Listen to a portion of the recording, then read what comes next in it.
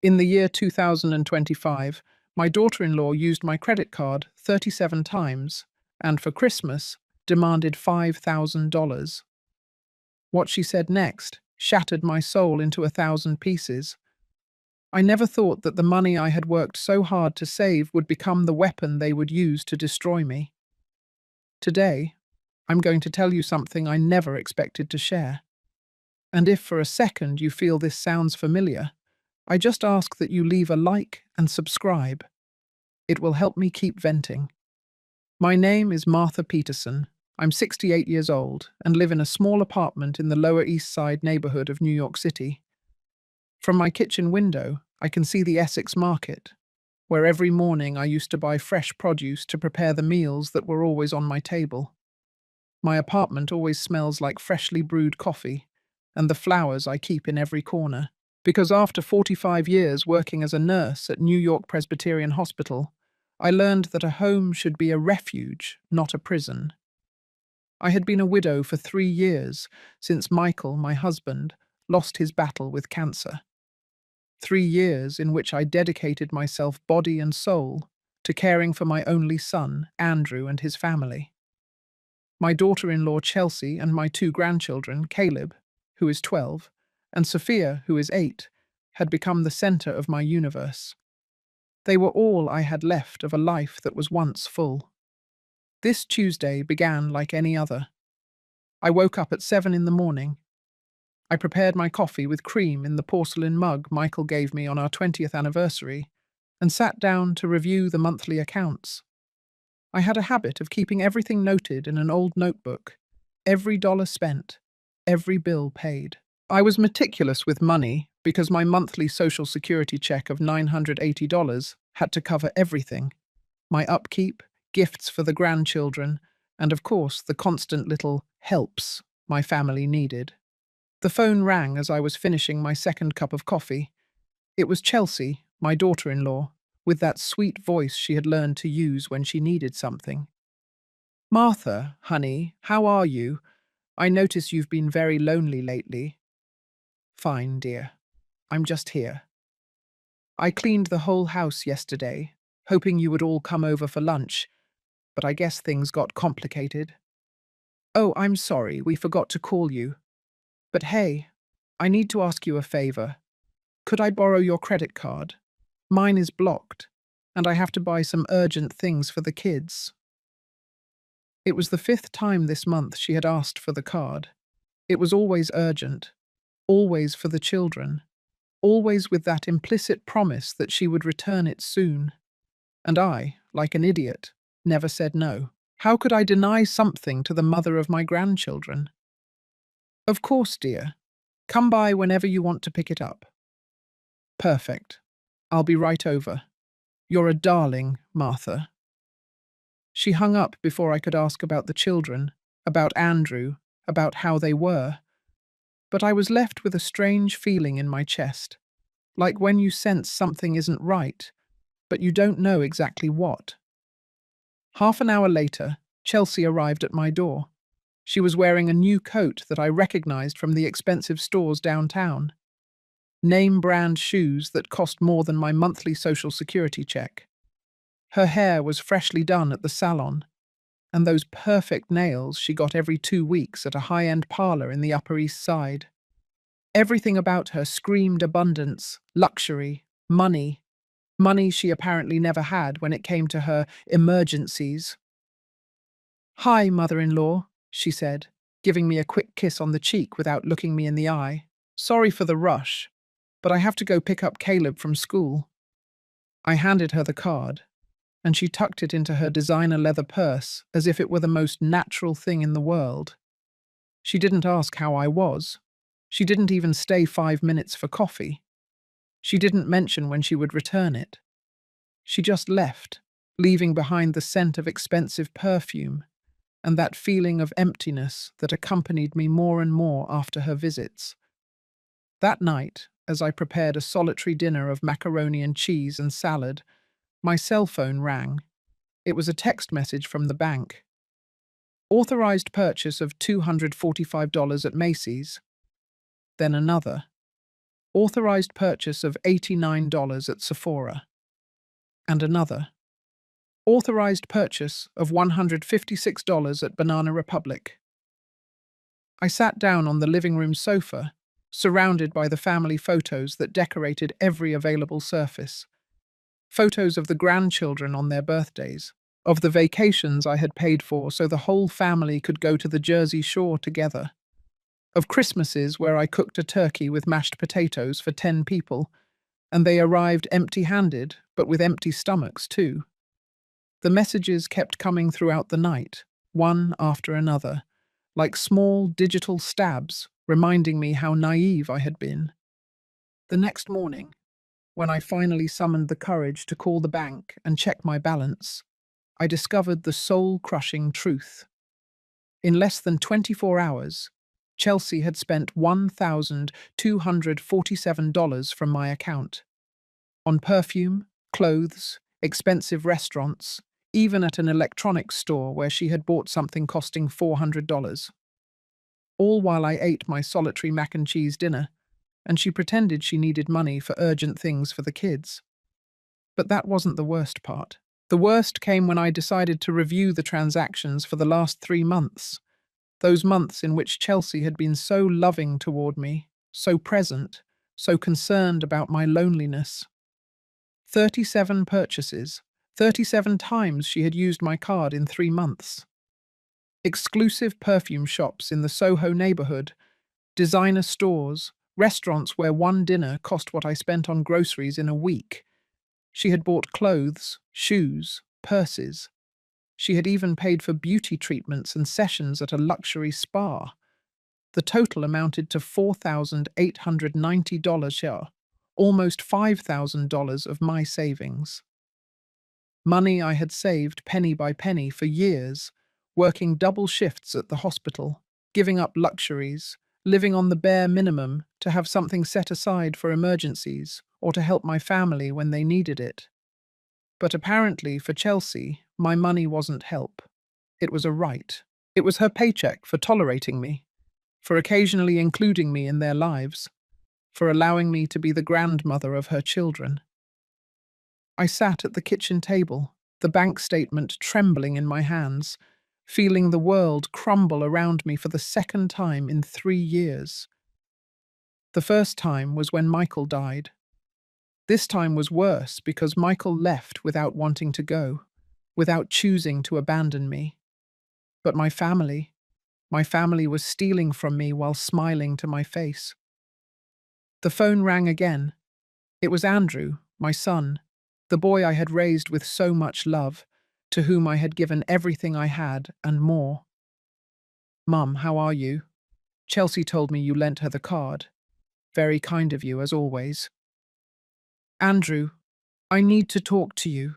About the money, about—" "Mum, I can't right now. I'm in an important meeting. You know how these things are with work. We'll talk later, okay?" And he hung up, as always, as he had done for the last few months. Every time I tried to have a serious conversation with him, every time I needed him to be my son and not just Chelsea's husband. That night, for the first time in months, I cried myself to sleep. I cried for Michael, who had promised me I would never be alone. I cried for the lost money, but above all, I cried for the foolishness of having believed that family love had no price. I didn't know this was only the beginning. 4 days passed without Chelsea returning the card. 4 days during which my heart raced every time my cell phone rang, expecting another bank message. But what came was much worse. Friday morning, while watering the plants on the balcony overlooking Bleecker Street, I saw Chelsea leave the hair salon across the street. She had a new cut, blonde highlights shining under the New York sun, and in her hand she held several shopping bags, one from J. Crew, another from Victoria's Secret, and a small one from a jeweler I recognized by its distinctive gold bags. My blood ran cold. All those purchases were made with my money, with my card, while I was calculating if I had enough to buy the medication the doctor had prescribed for my blood pressure.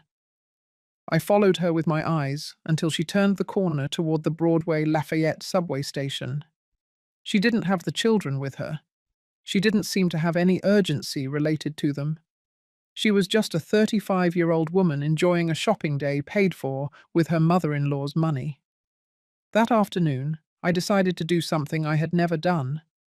I called Caleb's school directly to ask if he needed anything.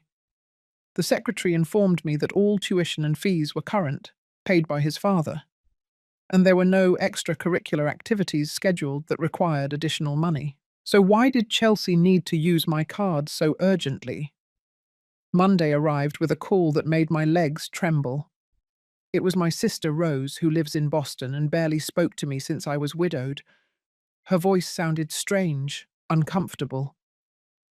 "Martha, I have to tell you something I saw on Saturday. I was at the Woodbury Common Premium Outlets. You know, those outlets where they sell cheap designer clothes." "Yes, Rose, what is it?" "I saw Chelsea there. She was buying super expensive purses, the kind that cost more than $500. And when she went to pay, Martha, she pulled out a card that wasn't hers. I heard her say, 'It's my mother-in-law's, but she doesn't notice anything.'" My world collapsed. Rose continued. "She told the cashier that you had given her permission to use your money as if it were hers, that you were very old and no longer kept track of expenses well. She was laughing, Martha. She was laughing while saying that."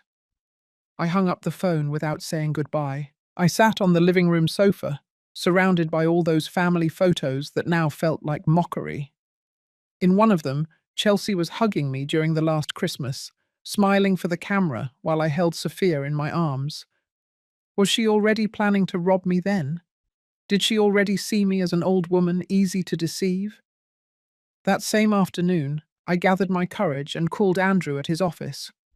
He worked at an insurance company in the financial district, a stable job that allowed him to support his family without needing to take money from his 68-year-old mother.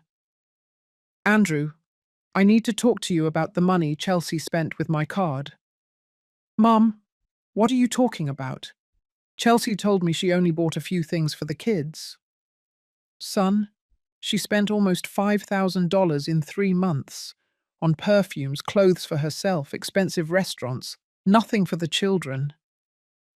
There was a long silence. So long I thought the call had been cut off. "Mum, you're exaggerating. I'm sure it's not that much money. I have the bank statement right here. Do you want me to read every purchase to you?" "No, Mum, there's no need. But look, Chelsea is going through a difficult time. Her mother is sick, the children are growing and need more things. If she asked you for money, it's because she really needed it. Did she need $200 shoes? Did she need $150 beauty treatments?" "Mum, please, don't be so mean. She's your daughter-in-law. She's family. Besides, it's not like you were going to spend that money on anything else." Mean.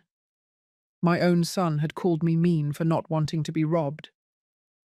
"Andrew, I saved that money working double shifts for years. It's for my medical expenses, for emergencies." "Mum, you're already 68. What emergencies are you going to have? Plus, when you die, all that money is going to be ours anyway." The line fell silent. Not because the call had been cut off, but because I was speechless. My son, the boy I had raised alone after his father abandoned us when he was 5 years old, the boy I had given all my love and all my sacrifices to, had just told me he was waiting for me to die so he could take my money. How can you say that to me? I didn't mean it in a bad way, Mom. I just mean that, well, families should help each other. And if Chelsea needs some things, what's the problem? The problem is that she's stealing from me. Don't say those things. Chelsea is not a thief. She's my wife and the mother of your grandchildren. And frankly, Mum, I think you're being a little paranoid." He hung up.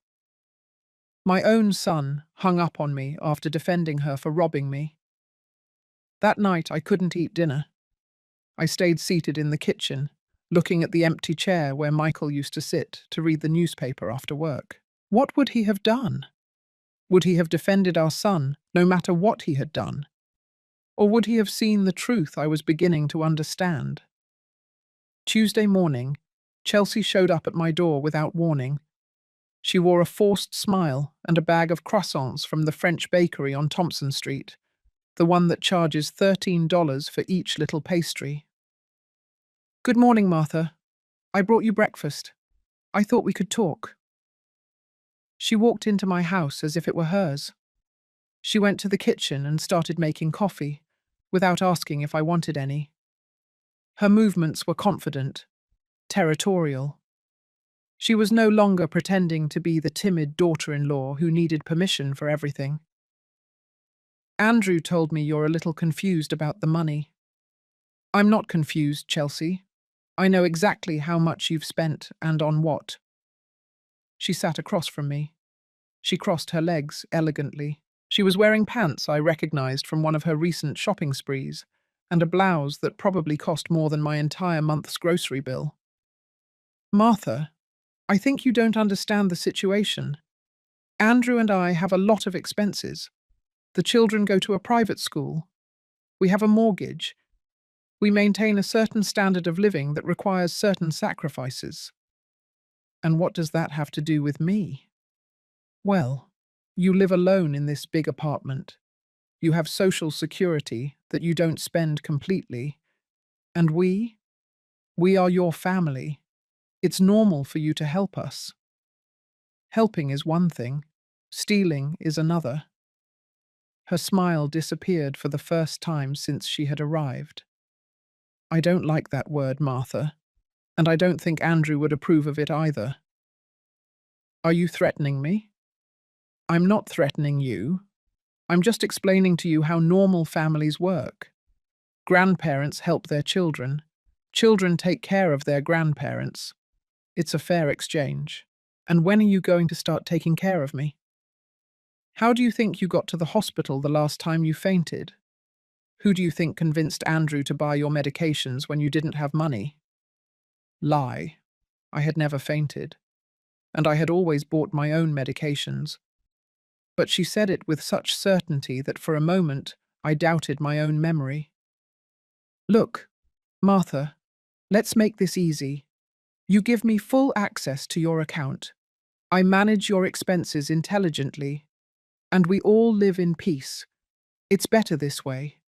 You no longer have to worry about anything, and we'll make sure you have everything you need." "Are you crazy?" "No, Martha. I'm being practical, because the alternative is that Andrew has to make more difficult decisions about your future, and believe me, none of us want to get to that." She got up, picked up her purse, and headed toward the door. Before leaving, she turned to me with a smile that didn't reach her eyes. "Think about it, Martha. You have until the weekend to decide. And by the way, I'm going to need you to transfer $2,000 to me before Friday. The children are going on a field trip with school and need special equipment." She left, leaving me alone with the scent of the croissants I no longer felt like eating, and the certainty that my life had just turned into a nightmare from which I didn't know how to wake up. That night, while reviewing the bank statement for the 5th time, I realized something that chilled my blood. In one of the most recent purchases, Chelsea had spent $340 at a store called Babies R Us. At first, I thought that perhaps she had bought something for the children. But when I called the store to ask, they informed me that the amount had been spent on clothing for a newborn baby. Chelsea wasn't pregnant, or at least, she hadn't told me. Who had she bought those clothes for? Did she have a double life I didn't know about? Or had she simply found another way to spend my money on things that had nothing to do with me or my grandchildren? As the clock struck 11 at night, I understood that my family didn't see me as a human being with feelings and needs. They saw me as an economic resource that had to be managed until it was exhausted. And the worst of it was that my own son agreed with that. Friday arrived without me having transferred the $2,000 Chelsea had demanded. Not because I didn't want to help my grandchildren, but because I had decided to call the school to ask about that supposed field trip. The answer left me cold. "Excuse me, Mrs. Peterson, but there is no field trip scheduled for this month. In fact, the next school trip is planned for May and costs $75 per child, not $2,000. Chelsea had lied to me shamelessly, and not only about the money, but about my own grandchildren, using my love for them as a weapon to manipulate me. That afternoon, as I tried to concentrate on knitting a scarf for Sophia, the doorbell rang. It was Andrew, but he didn't come alone. Behind him was a man about 45 years old, suited with a briefcase, who introduced himself as Stephen Miller, a lawyer specializing in family law. "Mum, we need to talk. We've been very worried about you." They sat down in my living room as if they owned the place. The lawyer took out a folder of documents and placed it on the coffee table, right next to the vase with the fresh flowers I changed every week. "Mrs. Peterson, your son has told me that lately you've been very confused about the issue of money. You accuse your daughter-in-law of stealing from you. You don't remember authorizing purchases. You show paranoia." "I'm not confused. I have all the proof of what Chelsea has spent." Andrew looked at me with that expression of forced patience he used when he thought I was being irrational. "Mum, the other day you told me Chelsea had spent $5,000, then you said it was 4,800, then 4,900. You can't even remember the exact amount. That's concerning." "It's $4,890 exactly, and I know it because I have the statement right here." I went to look for the bank papers, but when I returned, the lawyer had spread several documents on the table.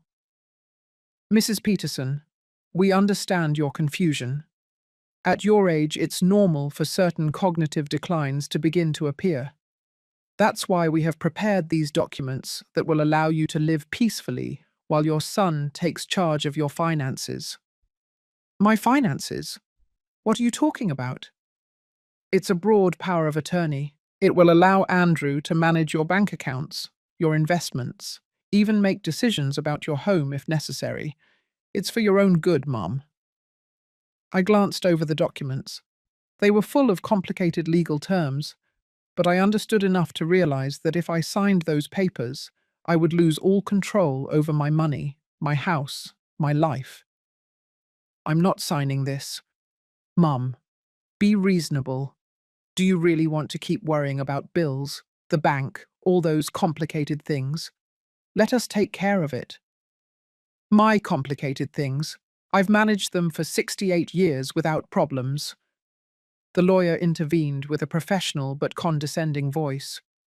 "Mrs. Peterson, if you don't cooperate voluntarily, your son will have to consider other legal options. A guardianship proceeding, for example. It would be more traumatic for everyone. But yes, it is necessary." "Guardianship? Were they threatening to have me declared mentally incompetent? Get out of my house, both of you. Right now. Mom, don't be stubborn. We just want to help you." "If you want to help me, give me back my card and the money you've stolen." Andrew sighed and stood up. The lawyer gathered his papers with calculated movements, as if this reaction had been expected. "Mrs. Peterson, we are leaving these documents for you to think about calmly. You have 1 week to decide. After that, we will take the measures we deem necessary to protect you from yourself." They left, leaving me alone with a fear I had never felt before. My own son was trying to steal my autonomy, my dignity, my right to decide my own life. That night, I couldn't sleep. I walked through the apartment, remembering every corner where Michael and I had been happy. The kitchen where we prepared breakfast together on Sundays. The balcony where we sat to watch the sunset over the New York rooftops. The bedroom where we had planned our dreams and where I had cared for him during his final months of illness. Was all that going to fall into the hands of Andrew and Chelsea? Were they going to sell my home to finance their luxury lifestyle? Monday, I decided to do something I should have done weeks ago. I went to the bank to cancel the card Chelsea was still using. The employee, a young man named David, attended to me professionally, but when he saw the transaction statement, his expression changed. Mrs. Peterson, these spending patterns are very irregular. Did you authorize all these purchases? No. My daughter-in-law kept the card and has been using it without my permission. That's a crime. You should report it. She's family, it's complicated. David looked at me with understanding. He had probably seen similar cases before. Ma'am, I'm going to immediately cancel this card and issue you a new one with a different PIN. I also recommend that you activate security alerts so you receive notification of any unusual activity. Can you do anything else? I can put a note on your account so that any attempt to change your information or any transfers exceeding $500 will require your physical presence at the branch, with identification. It was a small but significant relief. At least I had regained control over my money, even if only temporarily. That afternoon, while returning from the bank, I ran into Susan, my neighbor from the 5th floor.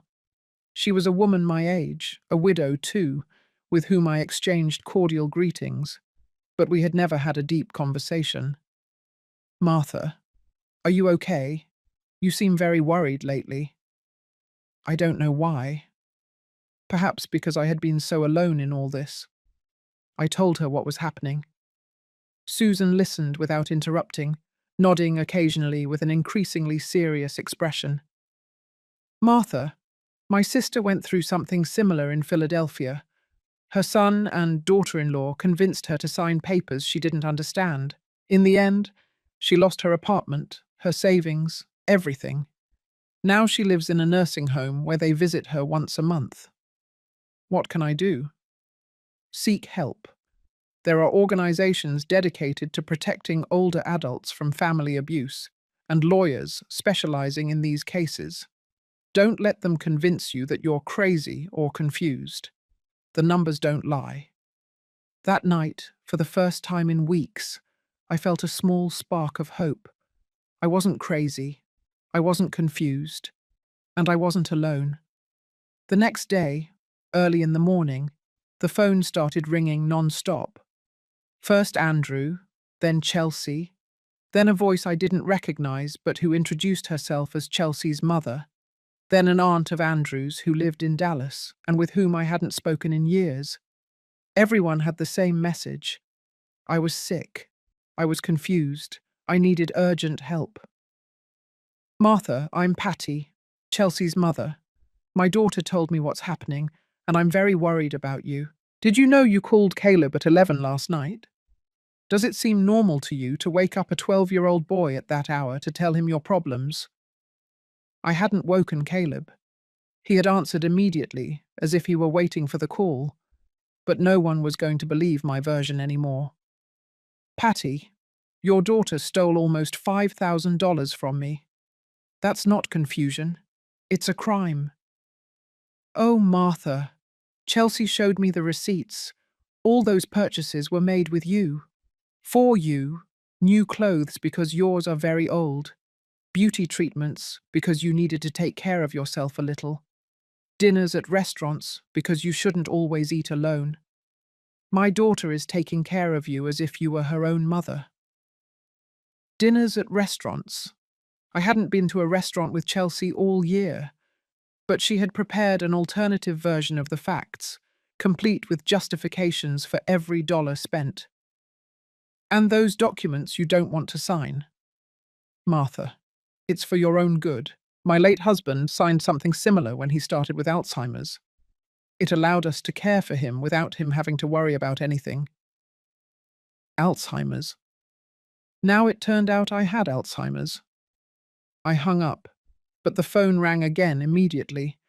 This time it was Sarah, Andrew's older sister, calling from Houston. Martha, what's wrong with you? Andrew told me you're accusing Chelsea of stealing from you. That girl is an angel, always looking out for you, always visiting you. Sarah, when was the last time you visited me? That's not the point, Martha. The point is that Chelsea does visit you. She does worry about you, and you repay her by accusing her of being a thief. Why is she a thief? Martha, my brother is devastated. He says he no longer recognizes the woman who raised him, that you've become bitter, paranoid, cruel to the people who love you. Every call was like a hammer blow to my self-esteem. Every person who called me had the same story, the same accusations, the same worries about my mental health. It was impossible for so many people to have reached the same conclusions independently. This was orchestrated. At 10 in the morning, when I finally managed to make the phone stop ringing, I went downstairs to buy bread, as I did every morning. Evelyn, the baker who had known me for 15 years, looked at me with a strange expression. "Good morning, Martha. How are you? Your daughter-in-law was here yesterday asking about you." "Chelsea? What did she want?" "She was worried because she says you've been forgetting important things lately, like, for example, that she's never had access to your money. She asked me if I had noticed that you were more confused lately." I felt my blood run cold. Chelsea had come to my neighborhood, to my bakery, to construct her version of the story with people who had known me all my life. "Evelyn, do you think I'm confused?" The woman looked at me with compassion, but also with something that looked like pity. "Oh, Martha, I don't know what to think. Your daughter-in-law seemed very worried, very sincere. And it's true that sometimes you repeat things, or you ask me the price of bread as if it were the first time you've bought it." Was I repeating things? Was I asking prices I already knew? It was possible. When you're worried, when your mind is occupied with serious problems, it's normal to be distracted in everyday conversations. But Chelsea had turned those normal distractions into evidence of senile dementia. I returned home with the bread and sat down at the kitchen table to think. I took out a new notebook and started writing down everything that had happened since the first time I lent the card to Chelsea. Dates, amounts, exact conversations. If they were accusing me of being confused, I needed to have everything accurately documented. At 12 noon, the doorbell rang. It was Sophia, my 8-year-old granddaughter, but she didn't come alone. She was accompanied by a woman I didn't know, well-dressed, with a professional briefcase. "Grandma, Mum told me to come see you. She says you're very sick." The woman introduced herself as Eleanor Davies, a psychologist specializing in geriatrics. "Mrs. Peterson, your family has asked me to do an initial assessment of your cognitive state. It's just an informal conversation, nothing to worry about." "I don't need any assessment, and especially not one requested without consulting me. I understand your resistance, but your son is very worried. He told me that you accuse family members of stealing money from you, that you call your grandchildren late at night to talk to them about adult problems, that you refuse to sign documents that would help you live more peacefully."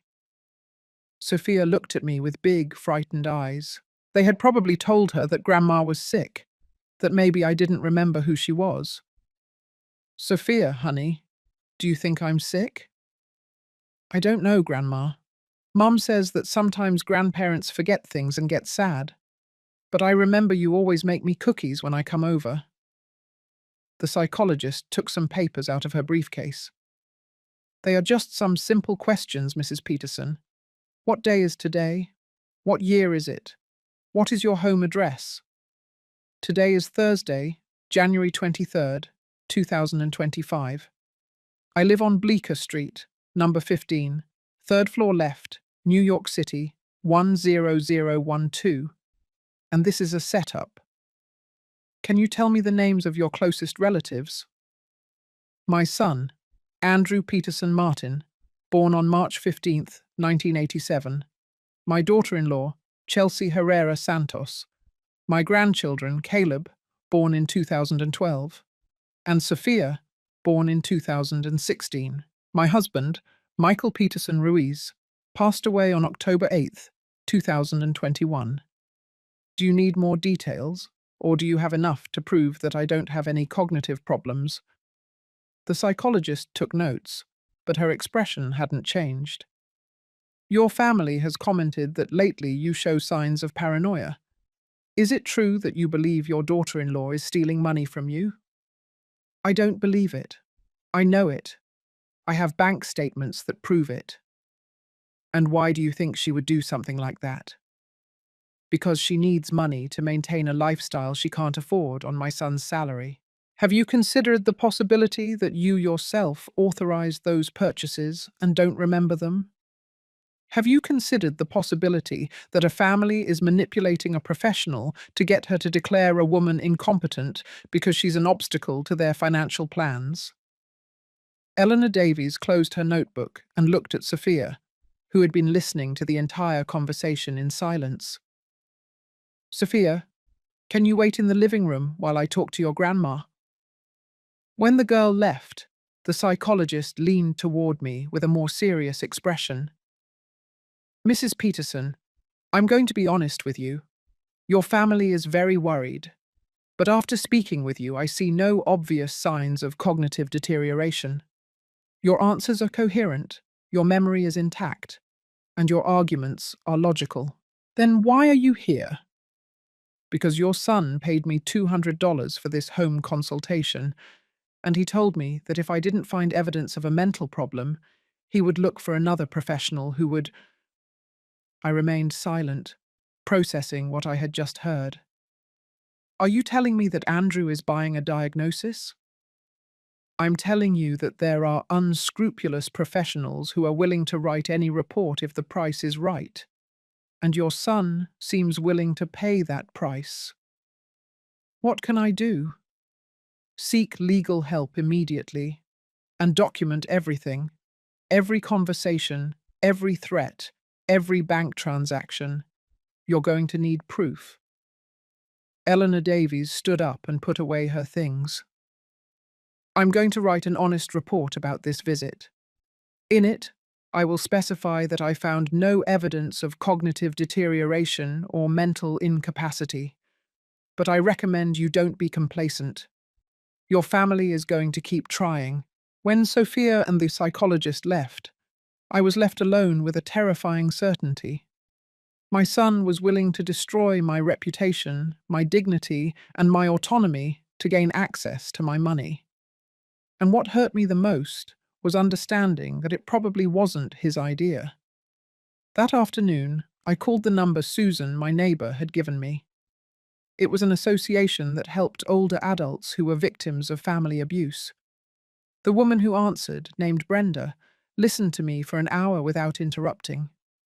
Martha, what you are telling me is a classic pattern of economic and psychological abuse towards older adults, and unfortunately it's much more common than people think.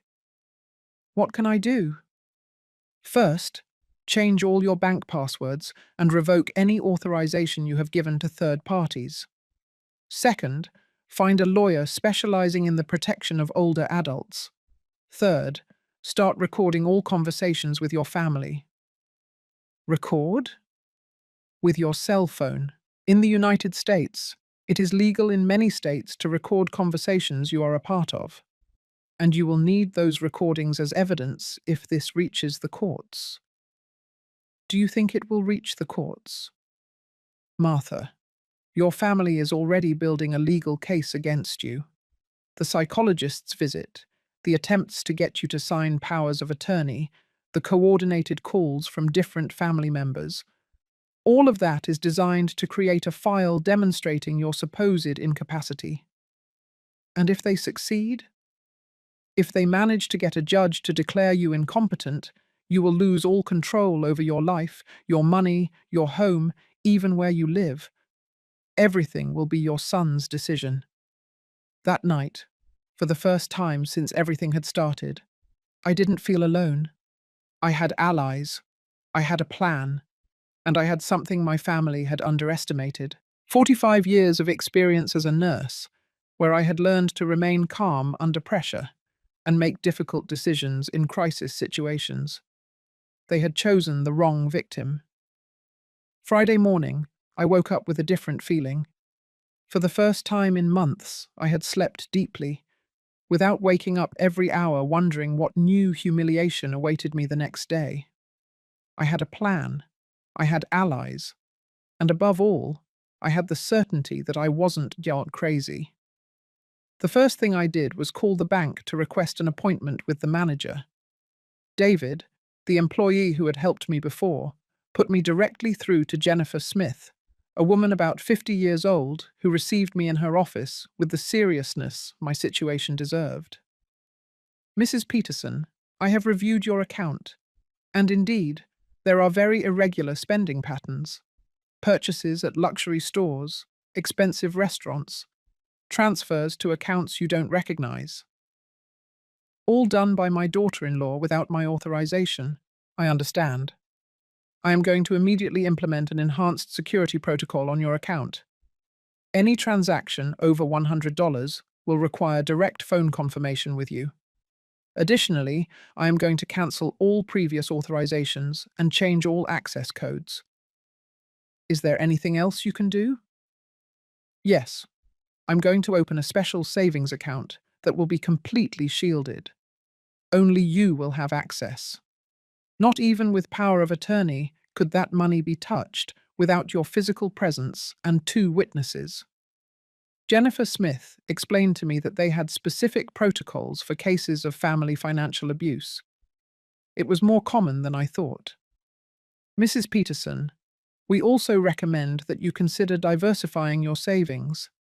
If you have other properties, stocks, or investments, it's important to protect them too. I remained silent.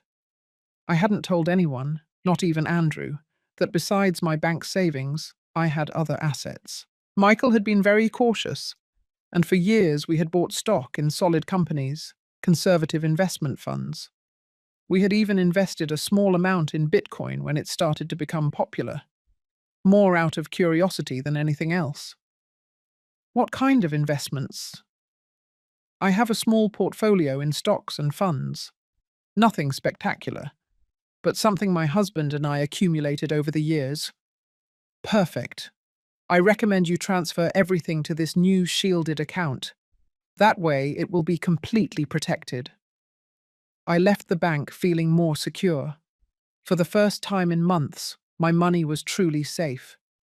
But I knew that when Chelsea tried to use the card and realized it no longer worked, the reaction would be immediate.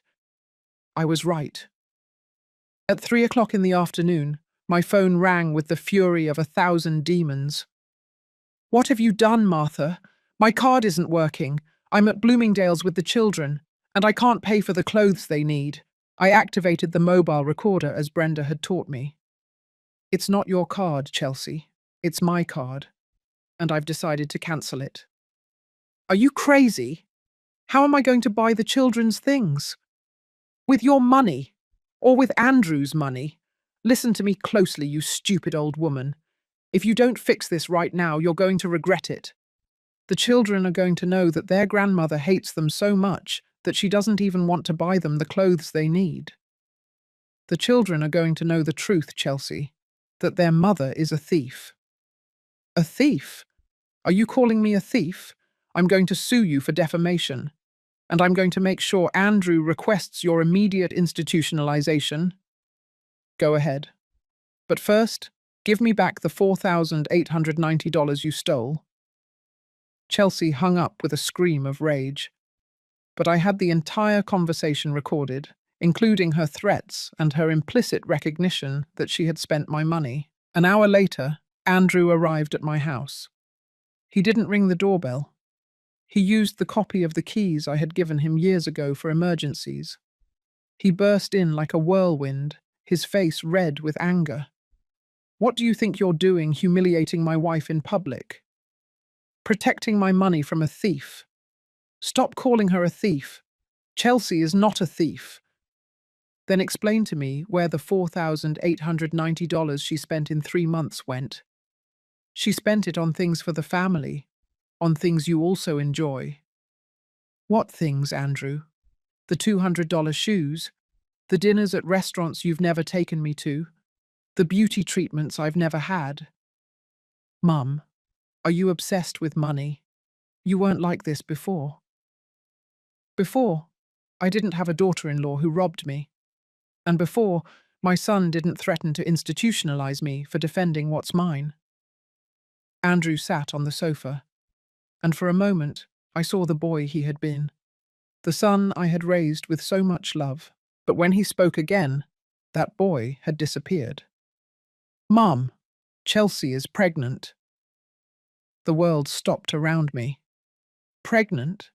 Was that why she had bought baby clothes with my card? Pregnant? Why hadn't they told me? Because we knew you would react like this, that you would turn it into an excuse to be even more controlling with the money. Controlling? It's my money. It's money that is going to be ours when you die. What's the difference if we use it now or later? There it was again, the same phrase he had told me on the phone weeks ago. For my son, I was a temporary obstacle between him and an inheritance he considered his by right. The difference, Andrew, is that I'm still alive. And while I'm alive, the money is mine. Mum, I'm going to be very clear. Either you cooperate voluntarily, or we will take legal measures. We have testimonies from relatives confirming your mental deterioration, medical reports documenting your paranoia, and evidence of erratic behavior. What medical reports? The psychologist you brought didn't find anything wrong with me. That psychologist didn't understand the case well. But there are other professionals more understanding of complicated family situations. Again, they were talking about buying false diagnoses. Andrew, are you really capable of doing this? Of destroying your own mother for money? I'm not destroying you, Mum. I'm protecting you from yourself. And who is going to protect me from you? My son got up and headed towards the door. Before leaving, he turned to me with an expression I had never seen on him before. You have 1 week to reconsider your attitude. After that, we are going to act accordingly. When he left, I remained seated in the living room, surrounded by all those family photos that now seemed like evidence of a life that had never really existed. How long had Andrew been seeing my money as his? Since Michael's death? Since before? That afternoon, I called Brenda to tell her what had happened. Martha, you did the right thing protecting your money, but now comes the most difficult part. They are going to intensify the psychological pressure. What else can they do? They can completely isolate you, convince the grandchildren that you are sick and dangerous. They can spread rumors in the neighborhood about your mental health. They can even file a guardianship lawsuit based on false testimonies. And what can I do? Keep documenting everything. But you also need to start living your life differently. How? When was the last time you did something just for pleasure? That you bought something nice for yourself? That you went on a trip? That you had fun without feeling guilty? I remained silent because I didn't know how to answer. Since Michael's death, my life had completely revolved around my family. I didn't have hobbies. I didn't have close friends. I didn't have plans that didn't include Andrew and his children. I don't remember the last time. Well, it's time for you to start. Because if your life is based solely on your family, they will always have power over you. But if you have your own life, your own interests, your own happiness, then they won't be able to blackmail you with threats of abandonment. That night, for the first time in years, I took out the travel guides that Michael and I had collected during our marriage. We had dreamed of visiting Portugal, getting to know the cities of New England, going on a cruise in the Caribbean. I opened my laptop, which I barely used, and connected to the internet. I searched for travel deals for seniors, cruises, hotels with retiree discounts. It was surprising how many options existed for people my age. For the first time in months, I was excited thinking about the future, a future that didn't depend on whether my family visited me or not, whether they included me in their plans or not, whether they loved me or not. The next day, Saturday, I did something I had never done. I went alone to have breakfast at the cafe in Washington Square Park. I ordered coffee with cream and a croissant, took out a book I had been meaning to read, and spent 2 hours enjoying my own company. It was liberating. For the first time in months, no one asked me for money. No one made me feel guilty. No one threatened me. It was just me, my coffee, my book, and the life of New York flowing around me.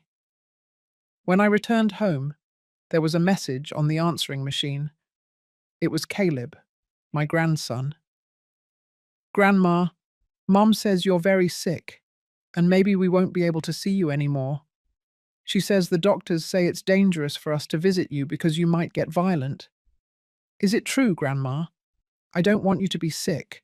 The message broke my heart, but it also gave me the strength I needed. They were using my grandchildren as emotional weapons, filling their heads with lies about me to get me to surrender. But I wasn't going to surrender, because now I understood something fundamental. I wasn't just fighting for my money. I was fighting for my right to exist as a person, not as an economic resource. And that was a fight I intended to win. That night, I called Caleb back. When he answered, I could hear voices in the background that suddenly went silent. "Caleb, honey, Grandma is not sick. She is very well, and she loves you very much." "But Mom says—" "Mom is sometimes wrong, Caleb. We grown-ups are also wrong. But I will always love you, and I will always be here for you. Can I come see you?" "Whenever you want, honey. My door is always open for you." I hung up, knowing that this would probably be the last conversation I would have with Caleb for a long time, but also knowing that I had planted a seed of doubt about the official version of my mental illness. And sometimes, a seed of doubt is enough for the truth to find its way. The week Andrew had given me as an ultimatum passed in a strange calm. I didn't receive threatening calls. No psychologists appeared at my door. No family members worried about my mental health arrived. It was the silence before the storm, and I knew it. I took advantage of those days to follow Brenda's advice. I hired the services of Kelly Adams, a lawyer specializing in the protection of older adults who had her office near Times Square. Kelly was about 40 years old, had short hair, and that determination only found in women who have fought to make their way in difficult professions. "Martha, I have reviewed all the documentation you brought me, the recordings, the bank statements, the medical reports. Your family is building a very elaborate case, but they make a fundamental mistake." "Which one?" "They assume you are a passive victim. They haven't factored in that you can defend yourself intelligently and organizedly." Kelly explained to me that we could take preventive measures. We could file a protective order to prevent Chelsea from accessing my bank accounts. We could sue for misappropriation. We could even file a complaint for threats and coercion. "But Martha, before starting a legal war, I want you to be sure of what you want. Once we take the first step, there is no turning back. Your relationship with your son will be destroyed forever." "Kelly, my relationship with my son was destroyed the day he decided I was an obstacle between him and my money. I'm just realizing it now."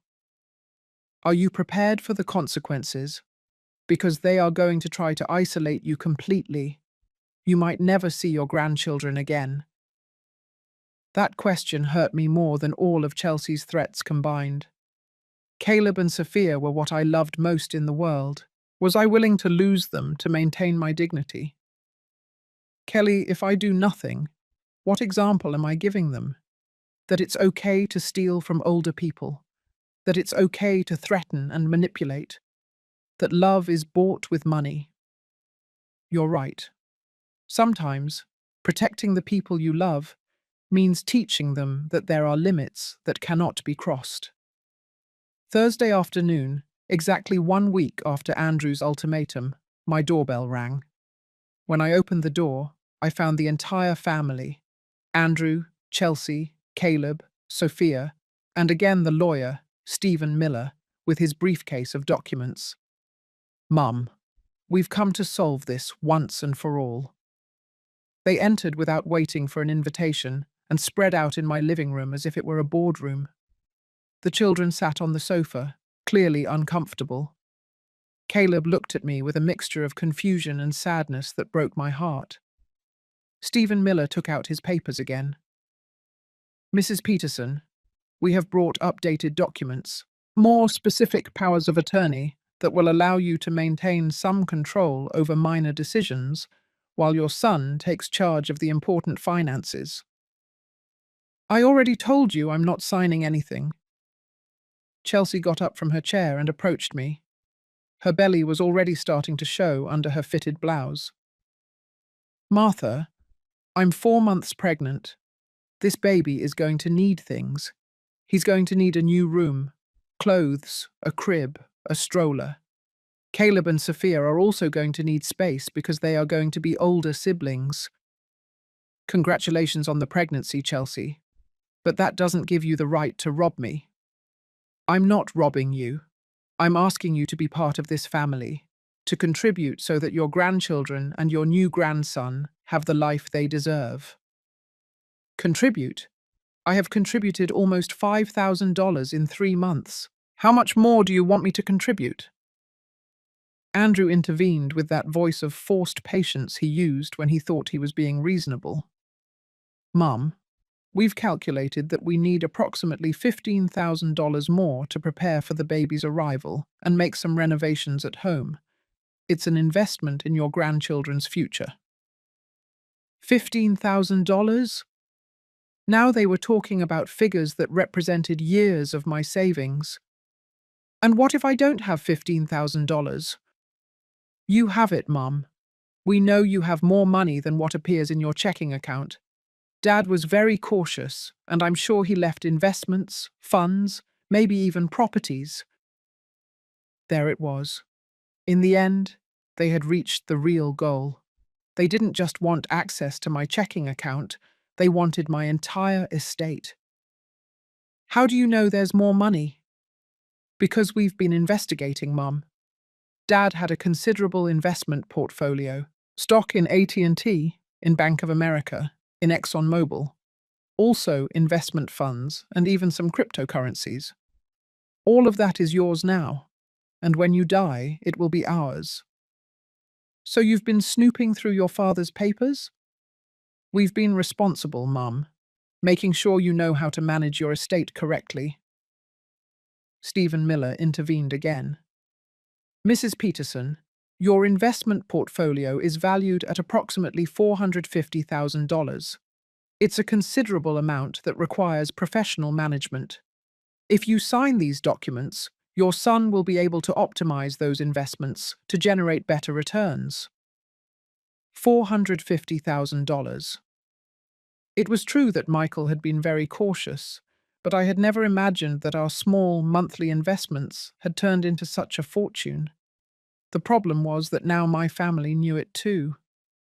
And what guarantees do I have that Andrew is going to manage that money for my benefit and not for his? Mum, I'm your son. Of course, I'm going to manage it for your benefit.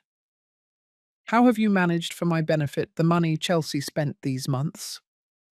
Chelsea moved closer until she was right in front of me. Martha, stop playing games.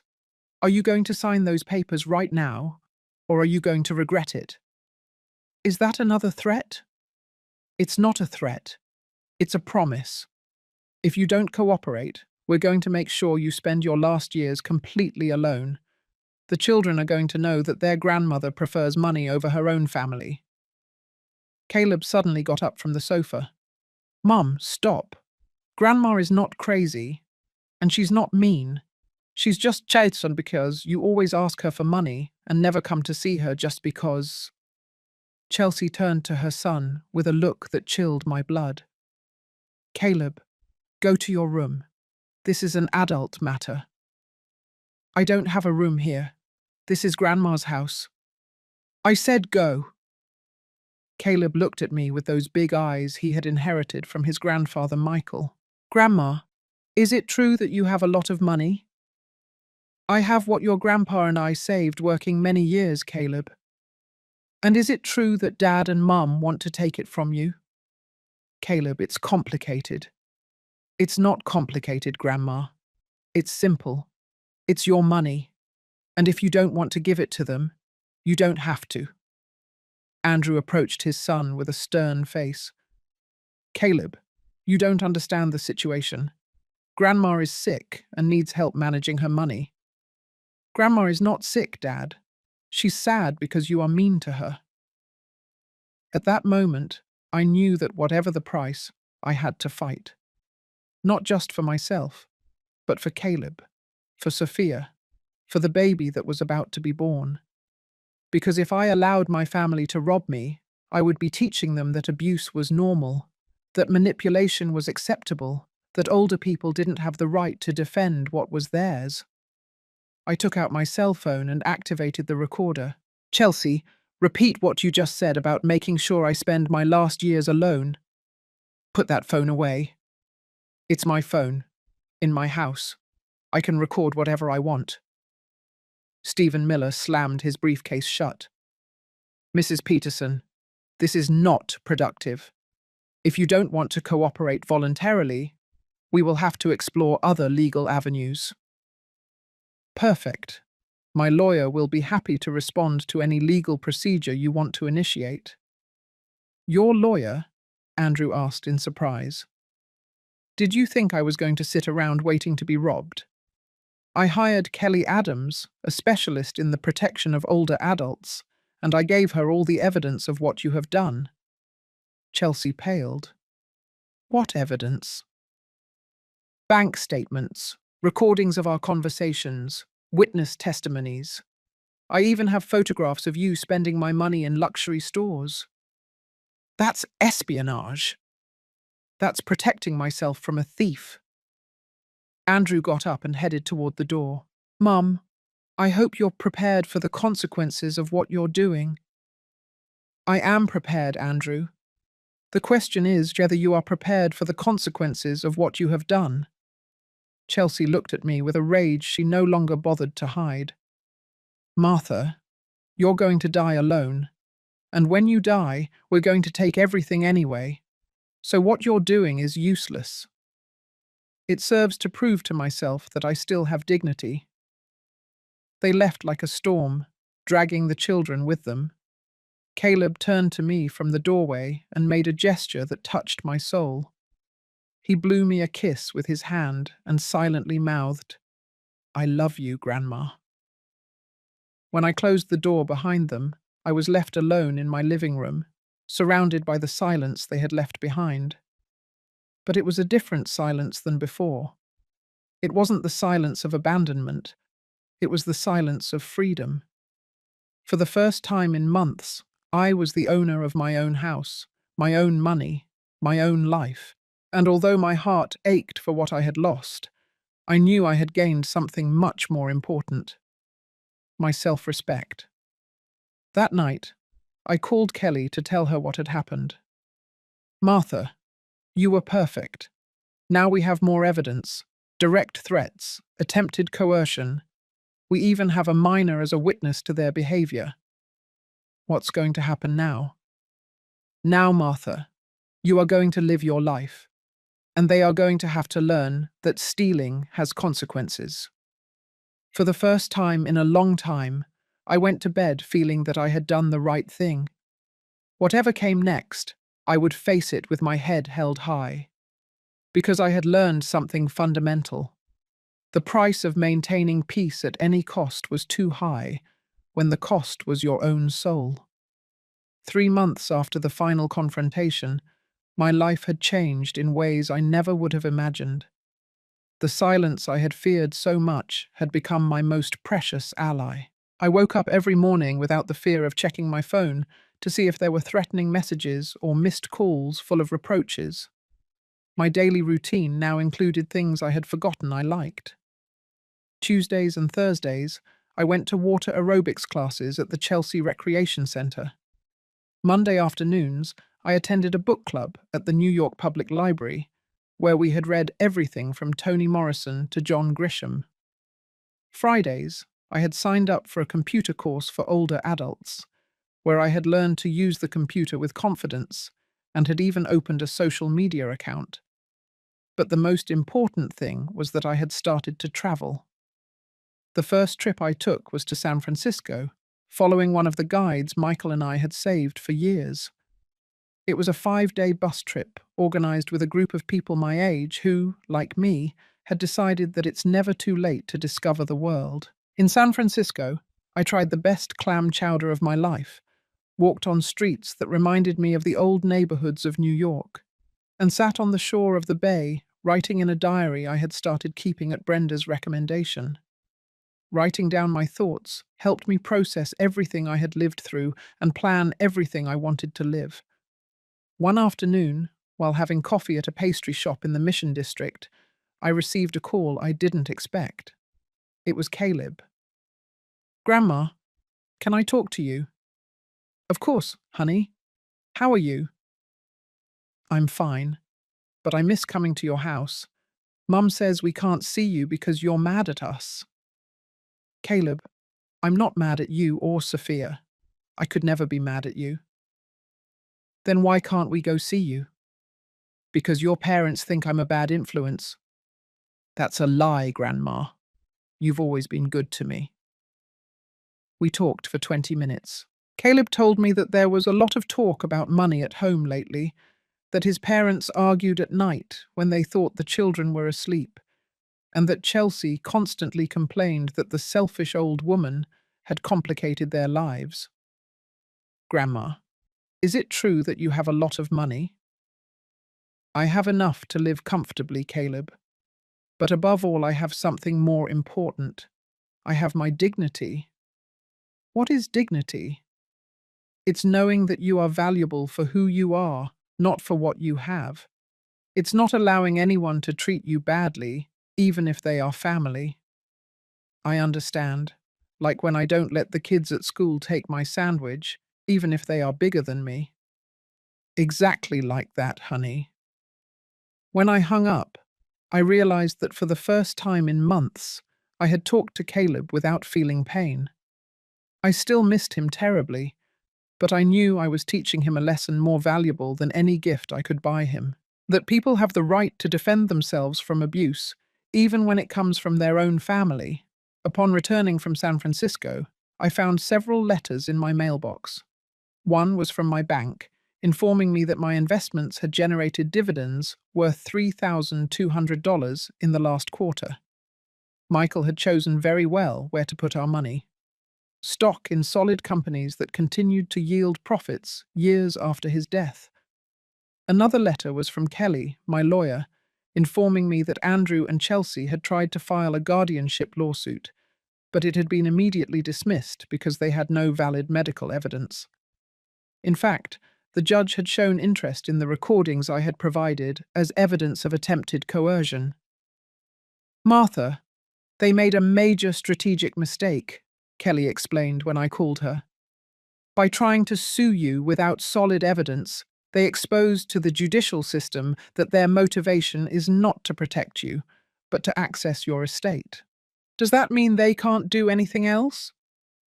It means that if they try again, they will have to demonstrate with irrefutable medical evidence that there truly is cognitive deterioration. And after the independent evaluation we did, that's going to be very difficult." The independent evaluation had been Kelly's idea. A forensic neuropsychologist had performed a complete battery of cognitive tests that demonstrated that my mental capacity was completely normal for my age. I had even scored above average in several areas. Also, Martha, there's something else. Their lawsuit gives us grounds to file a countersuit for misappropriation. If you want, we can recover all the money Chelsea spent with your card. Is the hassle worth it? That's up to you to decide. But consider that recovering that money would mean sending a clear message. Stealing from older people has consequences. I thought about it for days. In the end, I decided to go ahead with the countersuit, not so much for the money as for the principle. If there were no consequences for what they had done, they could try it with another vulnerable, older person. A month later, Chelsea had to return $4,890 to my bank account. The court order was clear. She had 30 days to make the full reimbursement, or she would face criminal charges for misappropriation. The day I received the transfer, I decided to celebrate it in a way Michael would have approved of. I went to the Saks Fifth Avenue store on Fifth Avenue and bought the first nice thing I had bought for myself in years. An elegant navy blue dress, comfortable but pretty shoes, and a pearl necklace I had been looking at for months but had never dared to buy. That afternoon, I went to dinner alone at the restaurant in the Plaza Hotel. I ordered Atlantic salmon, a glass of white wine, and for dessert, chocolate cake. The waiter treated me with the respect due to a lady who dined alone because she wanted to, not because she had no alternative. During dinner, I thought of Michael. How proud he would be to see me like this. Elegant, independent, the owner of my own life. I also thought of my parents, who had worked hard to save money that now allowed me to live with dignity. And I thought of Caleb and Sophia, hoping that one day they would understand that what I had done was out of love, not selfishness. The following month, I signed up for something I had been wanting to do for years. A cruise to Alaska. 15 days visiting coastal cities in Alaska, Canada, and Washington State. Juneau, Vancouver, Seattle. Places Michael and I had dreamed of getting to know together. On the cruise, I met Hope, a widow from Chicago who had a similar story to mine. Her daughter had tried to convince her to sell her condo to invest the money in something more profitable, which her son-in-law, coincidentally, was going to manage. Hope had been lucky enough to have a lawyer brother who had warned her in time. Martha, what surprises me the most is how your perspective changes when you stop living to please others, she told me one night as we watched the sunset from the ship's deck. I spent years feeling guilty about spending money on myself, as if I didn't deserve it. And how do you feel now? Like I woke up from a very long dream. My money is mine, my time is mine, my decisions are mine, and if my family doesn't like it, that's their problem, not mine. Hope became a great friend. When we returned to the States, we stayed in touch. We talked on the phone twice a week, shared book recommendations and travel plans. It was wonderful to have a friendship based on common interests and genuine affection, not on family obligations or financial needs. One day while sorting through old papers, I found a letter Michael had written to me during one of his hospital stays. The letter read, "Martha, if something happens to me, promise me that you will be happy, that you will travel to all the places we dreamed of visiting, that you will buy yourself nice things, that you will live, not just survive. The money we have saved is not for you to hoard like a treasure, it's for you to use to be happy." I cried reading those words, but not from sadness. I cried with gratitude because Michael had known me well enough to know that I would need that permission to be happy, and I cried with relief because I was finally fulfilling his last wish. That same week, I received another unexpected call. It was Sophia. "Grandma, is it true that you have a new life?" "Who told you that, honey?" "Caleb. He says his friend's grandma saw you on a cruise and that you looked very pretty and very happy. New York is a small world. It was logical that some acquaintance had seen me during my new adventures." "It's true, Sophia. Grandma is living a new life." "And is there room for us in that new life?"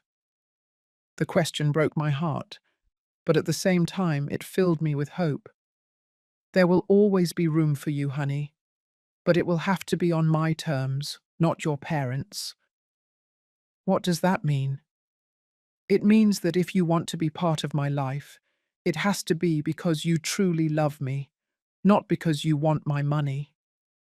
Grandma, we never wanted your money. We just want you. I know, my love, and I love you too.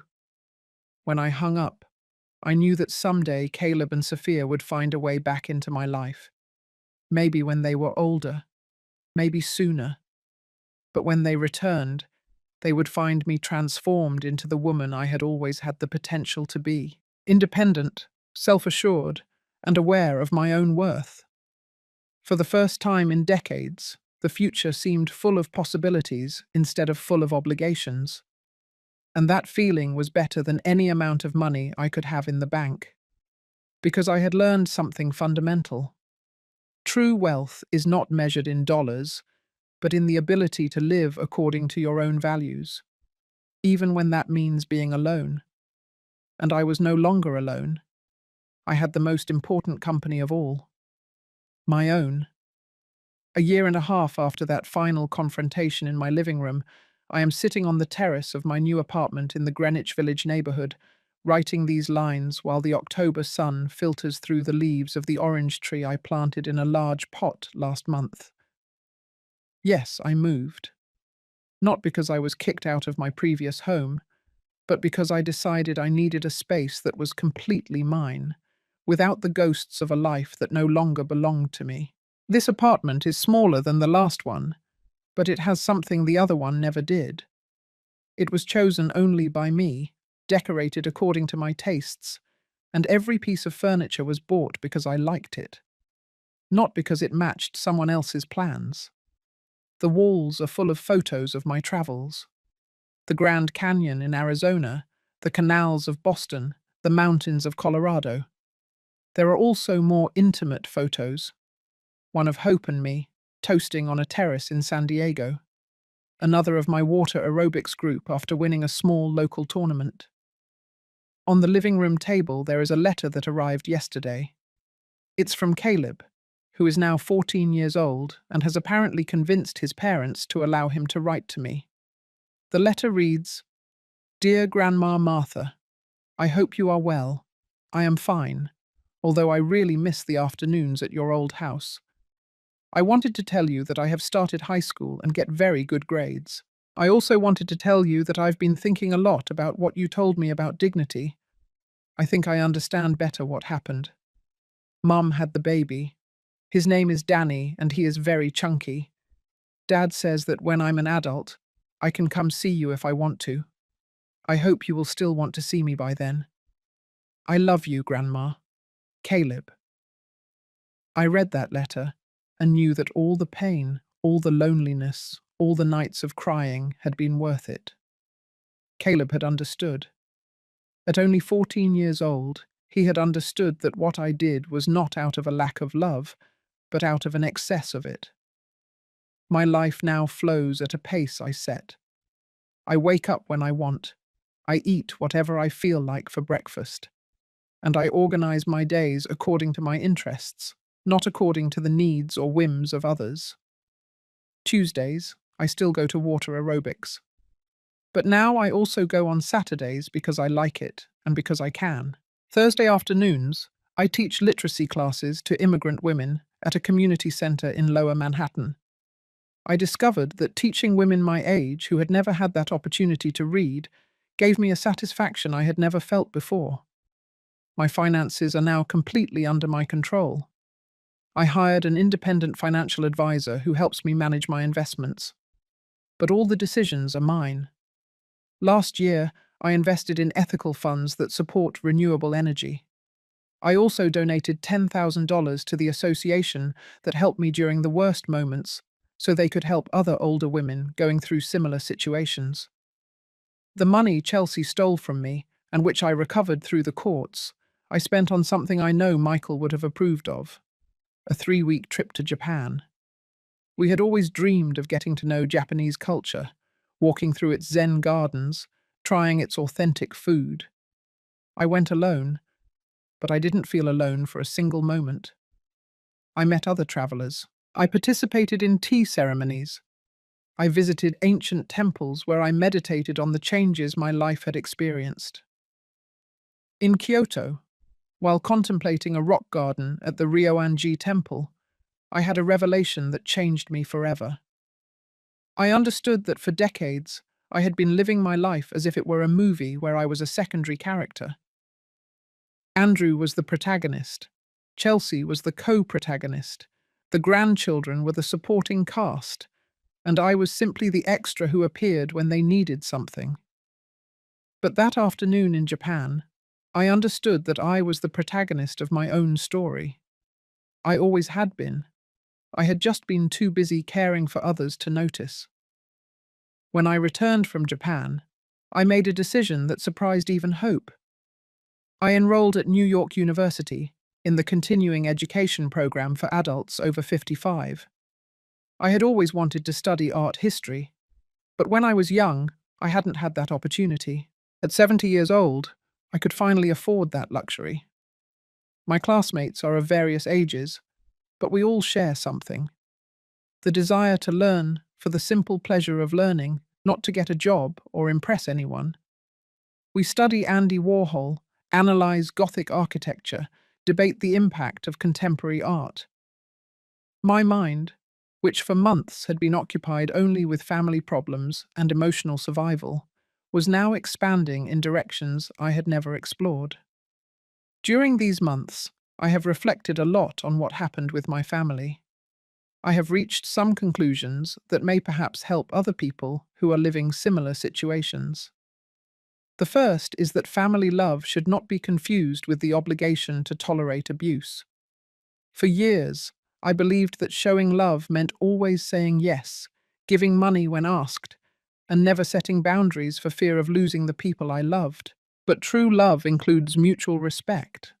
And respect implies recognizing that every person has the right to their own decisions and to the protection of their own interests.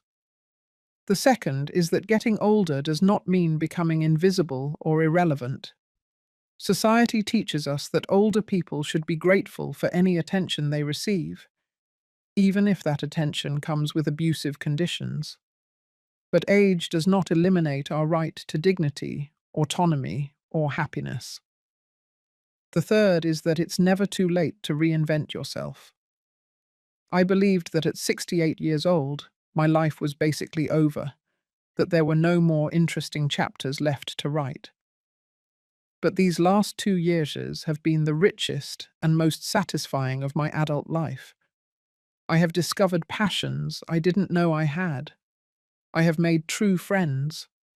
I have traveled to places that only existed in my dreams.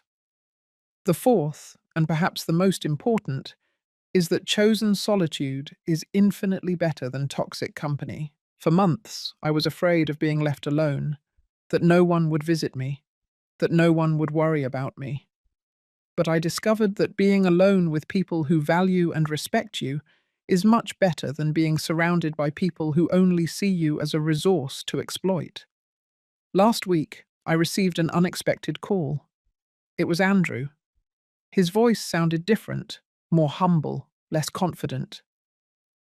"Mum, I know it's been many months without talking. I wanted to know how you are." "I'm very well, Andrew. Better than I've been in years." "I'm glad.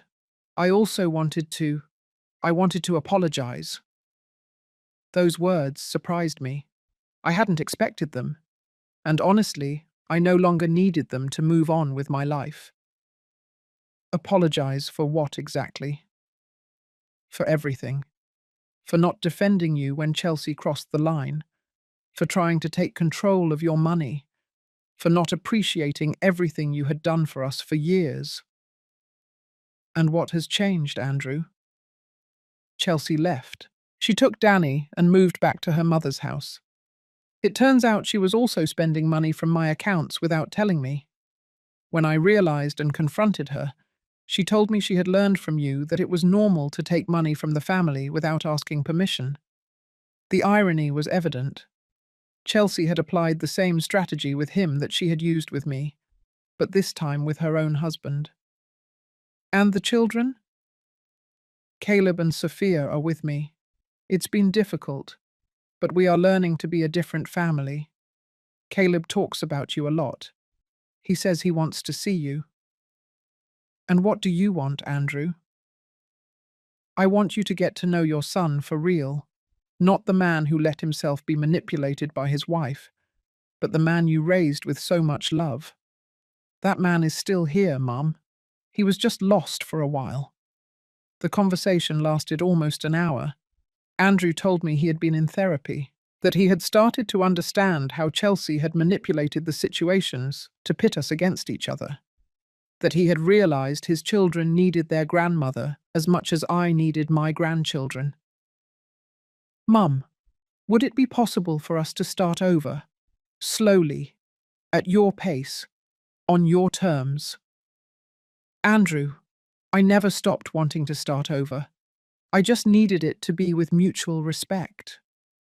I understand, and I promise you this time, it will be different. I don't know if Andrew will keep his promise. The years have taught me to be cautious with promises of change that arise after family crises. But I know that now I have the tools to protect myself if necessary, and the self-confidence to set clear boundaries from the beginning.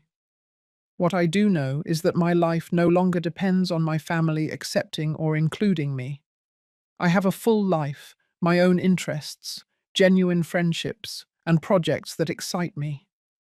If Andrew and my grandchildren want to be part of that life, they will be welcome. But if not, I will continue to be happy, because I have learned the most important lesson of all. No one can give you permission to be happy. That permission can only be given by yourself, and I have given it to myself. Have you ever felt that your family sees you more as a resource than as a person? Have you been through something similar, where you had to choose between maintaining the peace and maintaining your dignity? I would like you to tell me in the comments if this story has sounded familiar to you in any way, and if it has touched your heart. If you think it can help someone who is going through a similar situation, please like and subscribe to the channel. Your support helps these stories reach people who really need to hear them. Because sometimes, knowing that you are not alone in your experience is the first step to finding the strength you need to change your life.